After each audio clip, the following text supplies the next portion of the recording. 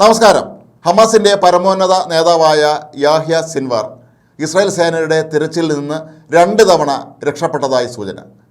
ഇയാൾ ഹമാസ് നിർമ്മിച്ച ഭൂഗർഭ തുരങ്കങ്ങളിലാണ് മാറി മാറി താമസിച്ചുകൊണ്ടിരുന്നത്.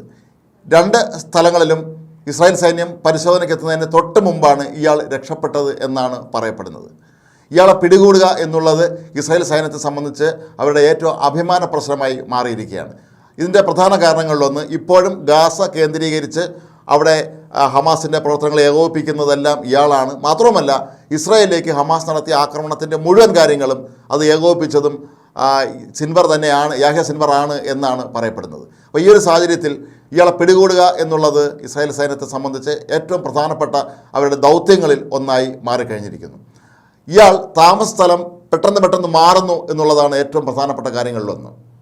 അതുകൊണ്ട് തന്നെ ഇയാളെ കണ്ടുപിടിക്കുക അത്ര എളുപ്പമുള്ള കാര്യമല്ല എന്ന് ഇസ്രായേൽ സൈന്യത്തിനും അറിയാം.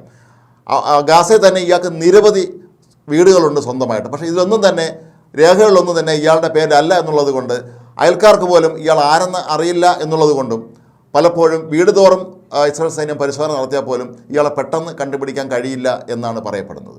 ഹമാസ് നേതാക്കളിൽ ഏറ്റവും മനുഷ്യത്വമില്ലാതെ പെരുമാറുന്ന നേതാക്കൾ ഒരാളാണ് യാഹ്യ സിൻവർ എന്നാണ് കരുതപ്പെടുന്നത്. പതിറ്റാണ്ടുകൾക്ക് മുമ്പ് നിരവധി ഇസ്രായേലുകാരെ കൊലപ്പെടുത്തിയ കേസിൽ ഇയാളെ പിടികൂടിയ ഇസ്രായേൽ സൈന്യം ഇയാൾക്ക് ജീവപര്യന്തം തടവ് ശിക്ഷയാണ് അന്ന് കോടതി വിധിച്ചിരുന്നത്. എന്നാൽ പിന്നീട് നടന്ന ഹമാസ് ഇസ്രായേലിൽ നടന്ന ഒത്തീർപ്പ് സന്ധി സംഭാഷണ ചർച്ചകളുടെ ഭാഗമായി ഇയാൾ വിട്ടയക്കുകയായിരുന്നു. പക്ഷേ വിട്ടയച്ചതിൻ്റെ തൊട്ട് പിന്നാലെ തന്നെ ഇയാൾ വീണ്ടും ഇത്തരം വിധ്വംസക പ്രവർത്തനങ്ങളിൽ ഏർപ്പെടുകയും ഇസ്രായേലിനെതിരായ പ്രവർത്തനങ്ങൾക്ക് തന്നെ എല്ലാവിധ നേതൃത്വം നൽകുകയും ചെയ്തിരുന്നു.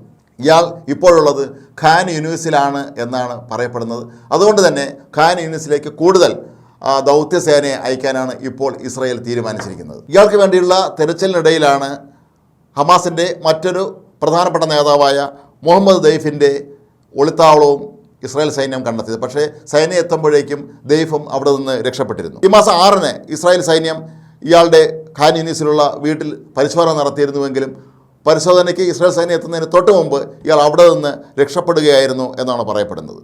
ഇസ്മായിൽ ഹനിയെ ഖത്തറിലേക്ക് തൻ്റെ പ്രവർത്തന രംഗം മാറ്റിയതിനെ തുടർന്നാണ് യാഹ്യ സിൻവാർ ഗാസയിലെ പ്രവർത്തനങ്ങളുടെ മൊത്തം ഏകോപനം ഏറ്റെടുത്തത്. 2017 ഇയാൾ ഗാസയിലെ പ്രവർത്തനങ്ങളുടെ മുഖ്യ സംഘാടകനായി മാറിയത്. ഏതായാലും നേരത്തെ ബെഞ്ചമിൻ നെതന്യാഹു പ്രഖ്യാപിച്ചതുപോലെ തന്നെ ഹമാസിൻ്റെ നേതാക്കളെ ലോകത്ത് എവിടെ പോയാലും തങ്ങൾ വധിക്കും എന്ന ആ തീരുമാനം നടപ്പിലാക്കുമ്പോൾ അതിൽ ഏറ്റവും പ്രധാനപ്പെട്ട പട്ടികയിലുള്ള ഒരാൾ തന്നെയാണ് ഈ യാഹ്യ സിൻവറും. അതുകൊണ്ട് തന്നെ ഇയാളെ പിടികൂടുക എന്നുള്ളത് ഇസ്രായേൽ സൈന്യത്തെ സംബന്ധിച്ച് അവർ എന്ത് വില കൊടുത്തും ഇയാളെ പിടികൂടും എന്നുള്ളത് ഉറപ്പാണ്. ഇയാൾ ഇത്തരത്തിൽ ഇങ്ങനെ താവളങ്ങൾ പെട്ടെന്ന് മാറുന്നുണ്ട് എങ്കിൽ പോലും ഒരു പരിധിക്കപ്പുറം മൊസാദയുടെ കണ്ണുകളിൽ നിന്ന് ഇയാൾക്ക് രക്ഷപ്പെടാൻ കഴിയുകയില്ല എന്ന് ഇസ്രായേലിന് ഉറപ്പുമുണ്ട്.